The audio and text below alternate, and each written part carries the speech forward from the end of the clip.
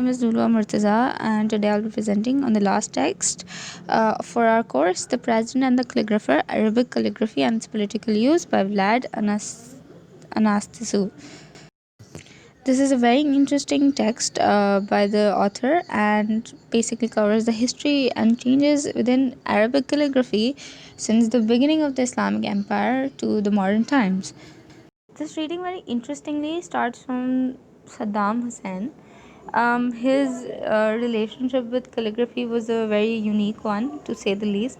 Saddam Hussein was very fond of using blood as a means of writing, and he often used to take oaths from his supporters through blood as well. But more shockingly, he had an entire manuscript of a Quran written in his own blood. This happened in 1998 after the near assassination of his son, and after that event, it shocked him and he became really religious. What happened after that was that they reached out to this calligrapher, Abbas Baghdadi, who was a very well respected calligrapher in Iraq, and he had been working on a few official documents for the government as well. They reached out to him about this, but did tell him that it would be blood he would be writing with.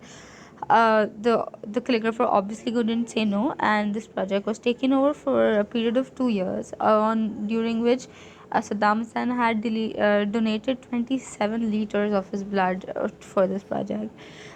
People would come, people from Saddam Hussein's government would come every now and then to this calligrapher, Abbas Baghdadi, and they would give him this ink to write from. And Baghdadi was very suspicious also because this ink kept clotting, but he wasn't aware that this was blood until almost the end when Saddam Hussein had ordered him to write end the Quran with the black ink, saying that asking for forgiveness to Allah for writing Quran in this ink, and this horrified the calligrapher. However, obviously, like, he couldn't say no. Furthermore, Saddam Hussein's relationship with calligraphy went more than this blood Quran. He had used calligraphy heavily in his propaganda posters. In this slide, we can see that this is an official document with very beautiful calligraphy, sure, and it has Saddam's signature as well. And so, these signatures and calligraphies were very heavily state sponsored in terms of propaganda material. Furthermore, during the rule of Saddam, he had also ordered for the Iraqi flag to be changed, and before that, it had 3 stars in the middle. However, he had the Allahu Akbar written in his own writing on the flag as well. Calligraphy was also used heavily in Saddam Hussein's era through the posters of his supporters. They would write slogans in favor of him. We can see 3 examples of calligraphy or typography by his supporters. The first image, Naam Naam Qadil Batil Saddam Hussein, alleging their support to him. The second is wishing him a happy birthday, Mabruk Milad Sayyid al Qaid Saddam Hussein. And the third picture is I found on a Facebook page as a cover photo during my research, and it was a Facebook page for the support of Saddam Hussein. Furthermore, the author also notes the start of the political significance of calligraphy within the Islamic Empire from the third Caliph Usman, who had conquered the Dome of the Rock and had it made and had Islamic calligraphy within it. It's a very powerful move because Dome of the Rock was a place which was significant to other Abrahamic religion, and having Arabic calligraphy, Muslim Quranic verses in that space meant a domination of Muslim power and basically decoration of it. In this image, we can see from the inside of the Dome of the Rock and the Kufic style calligraphy, which was common in that age. And in the second image, a few more examples. The first image, however, is renovated and extended, and so therefore we can see a different style of calligraphy. The second image, although is has the same old Kufic font and says Bismillah Rahman Rahim. This image again is from the outside of the Dome of the Rock, and it has a different style of calligraphy, more modern than the previous one. And we can see that the different font is used, or a different style of calligraphy is applied in this part of the building.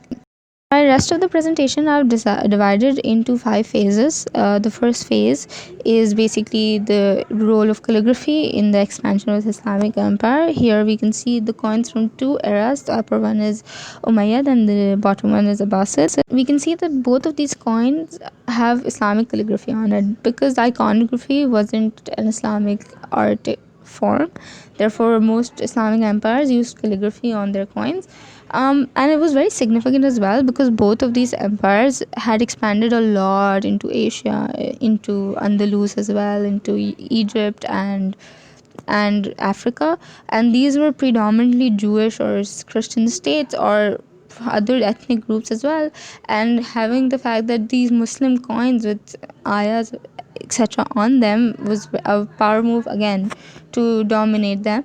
And also Muslim rulers at that time from Abbasid or Umayyads had also started removing the official languages such as Latin, English, or the older form of English, and other local languages into Arabic. And so the calligraphers started to get more jobs in during these times, and they were flourishing a lot because Islamic arts were very easily being developed, and they were the most dominant force, these calligraphers at that time.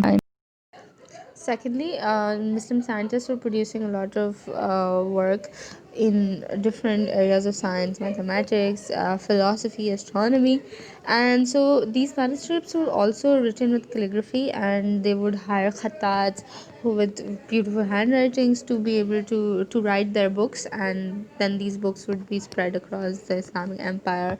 Also, a lot of books from Sharia about Sharia and law would also be written by khattats in the court of law. For example, if there was a ruling in ijma and these books had and that ruling had to be added to the official book of law, then the khattats would write it, and a lot of stress would put in on the neatness and the beautification of calligraphy basically in that administrative side as well. This work is an example of that. This was a treatise written by a scholar, and it was copyrighted, or this calligraphy is done by the Khattab Ismail Bursevi, who was very famous during that time as a copywriter and a calligrapher of official text. The phase two was invention of Loha and Kalim. By this, I basically am referring to the revival of calligraphy through art. Loha is a word which is used for paintings, calligraphy paintings, which are hung on the wall, and that was a new form of display because generally before. Calligraphic work was bounded in books and kept in private collections, but with the invention of Aloha, these were easily visible to guests within the house and homeowners as well. So it was used then as a means of decoration and ornamentation of the house as well. And the qalib is was basically a paper with holes in it, and that would help in the replication of the work. And so calligraphers found it easier then to replicate their work and to create more paintings of their calligraphies. The invention of Loha and this display of calligraphic art also led to the formation of muraqas, which is basically album covers or albums of calligraphic and paintings. And we've studied this before in class. I think we've discussed it during the Mughal calligraphic practice as well. The Akbarnama, all of these books were very widely published within and sponsored within the Islamic empires, especially in Persia as well. So these three are a few examples of the muraqqas from different periods in time. Third Muraqqa, for example, is a very interesting one because it depicts Virgin Mary, and it has the calligraphic writing at the top as well. So it was, I suppose, this was part of a Christian practice as well, Arabic script and Christian imagery. The way that Islamic calligraphy was revived was when royal court kings and princes princesses started practicing calligraphy as well, and that was very important because they started thinking of calligraphy as a way to make themselves look more refined and more learned and more educated. And so they use this as a tool for their own self development in a way as well, and to show um, their expertise as well. Story, which was very popular at that time. The picture on the left is of Sultan Bezat too, and the story was very popular. Was that he respected his calligraphic master Sheikh Hamdullah, who was a very famous calligrapher of that time, so much that he would, as even as a sultan, he would hold a calligraphy pot for him, a calligraphy ink pot for him, as a means of paying his respect for him, and that the calligrapher's status was higher than the sultanate himself. Role of calligraphy was also extremely important within the Mamluk court. A lot of princesses practiced calligraphy, and kings as well. There are a lot of stories of Mamluk kings practicing calligraphy. There was a story about one Mamluk king who had ordered the Quran as a gift for an Ilkhanate ruler as a priest offering, and he wrote it with his own hands. This picture is of Quran commissioned by the very famous Sultan of the Mamluk dynasty, Sultan Baburs. In fact, the Mamluk influence went beyond the region of the Mamluk dynasty. Even in the West, people were very inspired by the Mamluk art, and we can see in this picture, the first picture is of Virgin Mary. And we can see there's an inscription behind her head on the halo, and that inscription is sort of an imitation of the Mamluk calligraphic style. On the second picture is by a Western artist who had depicted the arrest of Saint John, I think, and basically he's painted a lot of Mamluks in that picture, a depiction of their region and architecture as well. In fact, it wasn't even just the Europeans, but even people in China were very inspired by the Mamluk art, and they understood the value of it. As we all know, that the Chinese are very um, exclusive in terms of the arts that they thought, and they thought of everybody else except non-Chinese people as barbarians basically. But the celebration of Mamluk art within China is a significant thing. So this basin was basically found in China around 1900s, and it has the Nastaliq style inscription on it, and this Nastaliq style was popularized during the Mamluk period. We all know that Ottomans were very big patrons of calligraphy, but Safavids on the Persian side, who had most of the Persian territory and were belonging to a Shia sect of Islam, these were also very big patrons. Persian calligraphy in the history has been more prominent in many, according to many scholars. So the merging of the Ottoman court and the Safavid court through exchange of letters between the Sultan and then sending of envoys to each other was a very monumental thing and did a lot for the arts. So a lot of manuscripts were produced about these envoys in the court. So these are the two examples that I found, where the envoy from the other dynasty had come, and these were properly produced within Shirazi manuscripts as well.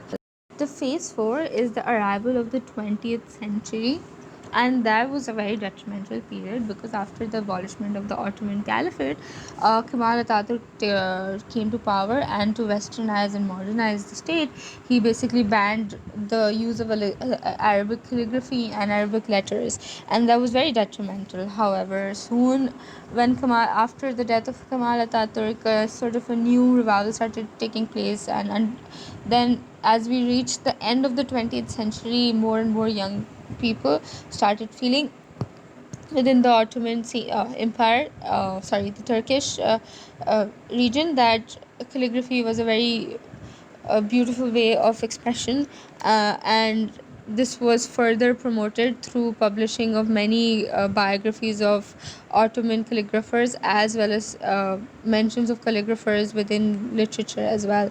So then soon museums started to pop up promoting Turkish arts. The famous museum of Turkish and Islamic arts is very well known around the world in Istanbul, and this is one of the sections where they've displayed the manuscripts and preserved them. Discuss a very important era and a very interesting era in the history of modern Arabic calligraphy, and that was during the Iranian Revolution. Here's one example of that graffiti. So political graffiti took a huge important and front role in expressing a lot of sentiments during the Iranian Revolution. So it would be anti-Shah propaganda by the government or by the people of Iran.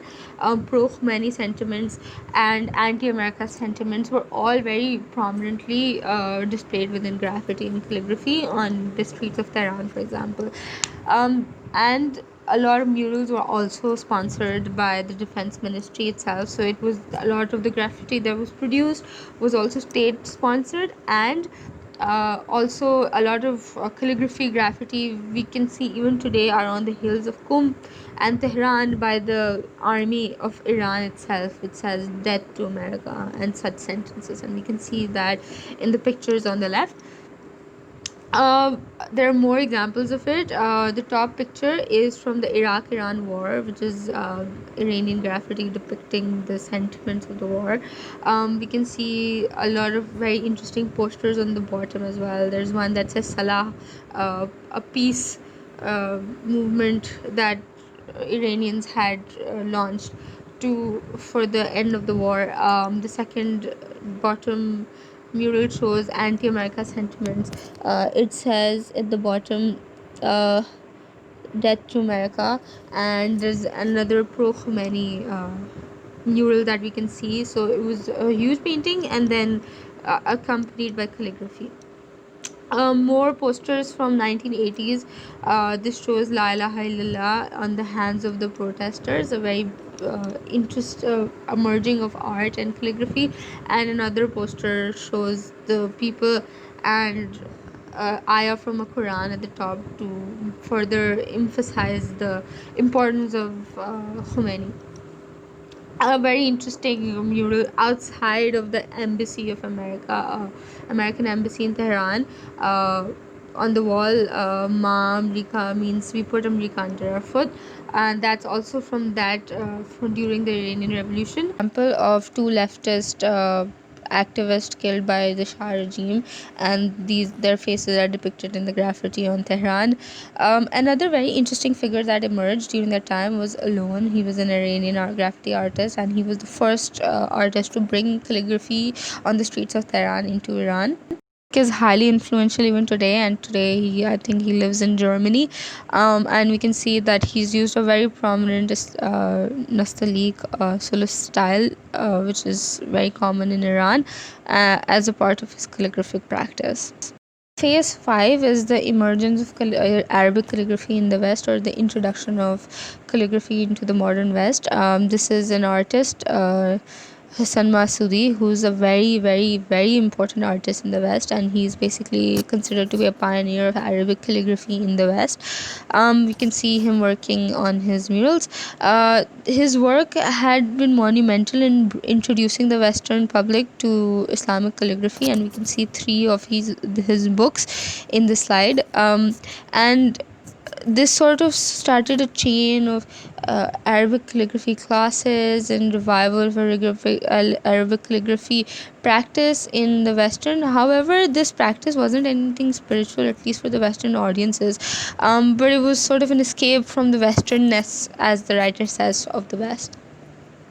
Muhammad Zakaria is another very important calligrapher. He's American, and he was a convert to Islam, and his work was also very significant in introducing America to Arabic calligraphy. One example of it is the postage stamp that he had designed officially for the government as a Eid Mubarak greeting. While the Arabic calligraphy was very influential in the West, the East at the same time had been making a lot of progress with calligraphic practice, especially Iran, where it is said that the number of women and men learning is almost the same, which might not be true for other countries such as Turkey, where mostly the students are male dominated. The influence of the West started in within the East, also brought more attention to Arabic calligraphy in designs such as the logos. Very interesting example is of Najam Aududi's work, where he designed the exterior for the planes in for the UAE airline, which is Gulf Air. In the conclusion of my presentation, I wanted to share something that I'm personally very interested in is the graphic design and typography aspect, and I've been following a lot of Iranian artists, typographers especially. It's an incredible amount of work produced by these, and I've just brought in three artists that I personally really love. The first is Ibrahim Bustachini. Although he's Beiruti, but a lot of his work is published within Iran. Typographer calligrapher is Mehdi Saidi, whose work is also really beautiful. He creates these beautiful paintings or graphic design out of posters out of it. This is an example of a Sufi series that he did as well. The last and very beautiful work is by the artist Shirin Nishat, who had done a series of posters. Her work is basically a comment and a discourse on the women rights in Iran, and she's depicted these women in burqas and then typography around it. And it's a very powerful work, very influential, and very important within the human rights movement in Iran. This is where I conclude my presentation. Thank you so much. Allah Hafiz.